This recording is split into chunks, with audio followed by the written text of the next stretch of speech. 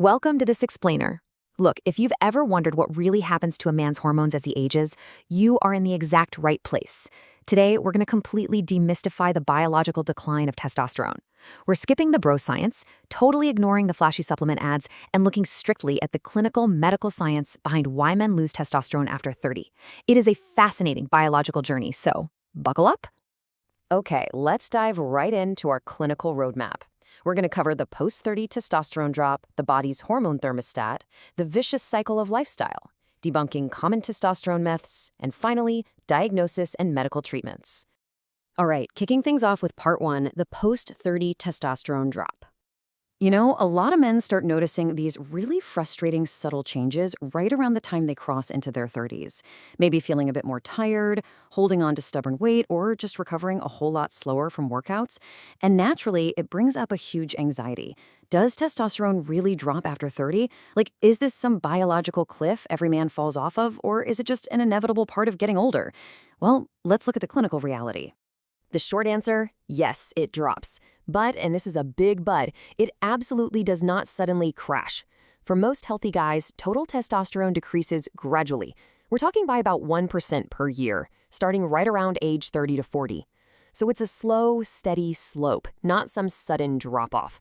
But hey, that 1% is really only telling half the story here. Now, what's really interesting is the crucial biological distinction at play. While your total testosterone is slowly dropping by that 1% a year, your free testosterone, meaning the biologically active form that your body's tissues actually use, well, that might decline even faster. Why? Because as men age, there's an increase in a protein called sex hormone-binding globulin, or SHBG for short. This protein literally binds to testosterone, essentially locking it up tight and making it totally unavailable for your body to use for energy, mood, and muscle repair.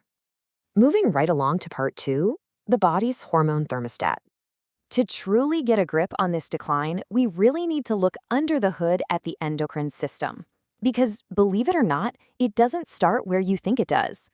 Testosterone production actually begins right up in your brain. This whole setup is called the hypothalamic pituitary testicular axis, or HPT axis. And it works exactly like a finely tuned thermostat in your house. Step 1. Your hypothalamus is constantly monitoring hormone levels and releases a signal called GnRH. Step 2. That signal tells the pituitary gland to release luteinizing hormone, or LH. And finally, step 3. LH travels through the bloodstream all the way down to specialized cells in the testicles called Leydig cells, telling them to produce testosterone. When levels get high enough, the brain just turns the dial back down. But as men age, this incredibly sophisticated system simply loses its efficiency. The brain's signals get weaker, and those Leydig cells gradually become less responsive. Next up, part 3, the vicious cycle of lifestyle. So the biological clock ticks for everyone, right? But our modern habits act as a massive accelerant to this decline. Let's see how this builds into a seriously devastating loop, especially when we talk about body weight. You see, fat tissue isn't just stored energy. It's actually an active endocrine organ. Fat cells contain this enzyme called aromatase, which literally takes your testosterone and converts it into estrogen. Crazy, right? And as this high estrogen hits the brain, it sends negative feedback, essentially telling your pituitary gland to just shut down LH production, which lowers your testosterone levels even further. And lower testosterone promotes even more fat accumulation. It's a vicious cycle. Breaking out of this loop often requires making real significant metabolic improvements and losing weight, rather than just relying on hormone therapy. But what about the everyday daily grind? Look, if you're a guy trying to hack your productivity on, say, 5 hours of sleep and a massive energy drink, you are directly shutting down your HPT axis. Most of your daily testosterone production happens during uninterrupted, deep sleep. Skimp on that, and you severely lower your daytime levels. It's just a fact. Similarly, chronic stress pumps your body full of cortisol. Now, cortisol is great for keeping you alive in an emergency, but chronically high levels, they completely suppress both GnRH and LH release from your brain. Add in highly restrictive diets that deprive your body of essential energy and key nutrients like zinc and magnesium, and wow, you've got yourself a perfect storm for low testosterone.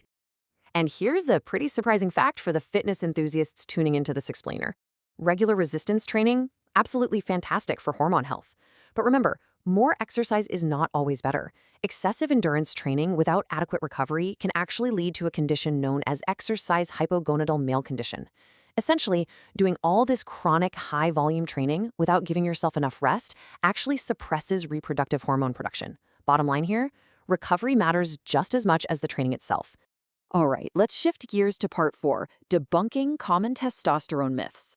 With all the anxiety floating around regarding men's health, it is definitely time to clear up some of this predatory marketing. I mean, if you spend any time online at all, you've seen the ads, right? Flashy pills promising these dramatic overnight results. Well, the clinical reality is that most of these products entirely lack strong scientific evidence. They rely heavily on flashy marketing claims and completely unproven herbal ingredients.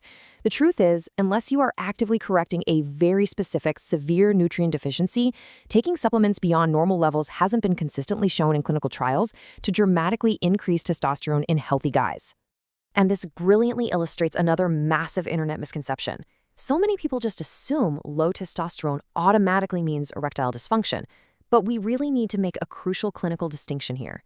Testosterone primarily affects your libido. That's the actual psychological desire for sex. Erectile function, on the other hand, that's a mechanical process. It heavily relies on healthy blood vessels, proper nerve function, and strong cardiovascular health. So you can have men with low testosterone who maintain totally normal erections, while men with completely normal testosterone might experience ED simply due to vascular disease, anxiety, or diabetes.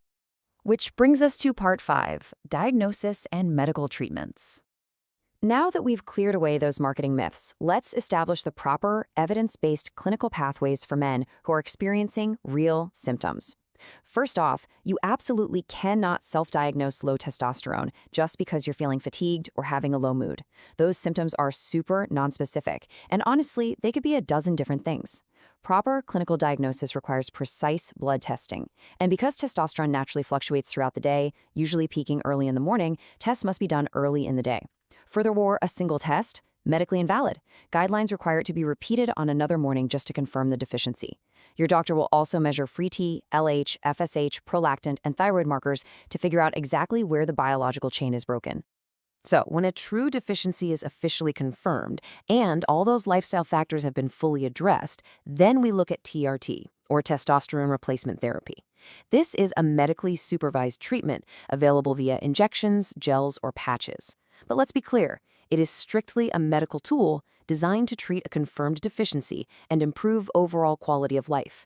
It is decidedly not some commercial fountain of youth to be prescribed just because someone wants a little more energy or bigger muscles at the gym. And we really need to maintain our clinical objectivity here.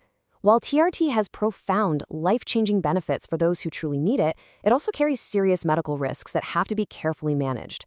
Patients require ongoing, regular monitoring of their blood counts, cardiovascular risk factors, and their prostate health. And crucially, introducing outside testosterone essentially shuts down your body's natural production. This can suppress sperm production and significantly reduce fertility, which is obviously a major medical consideration for younger men who might want to start a family one day.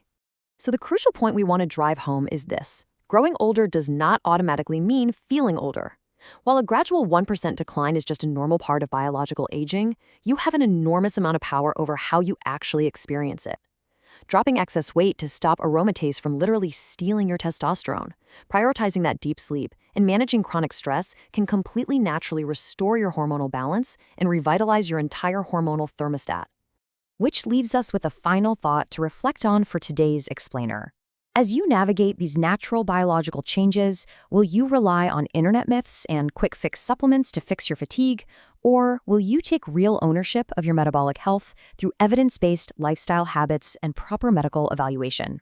The choice and the power is entirely yours. Thanks so much for joining me on this explainer, and keep learning.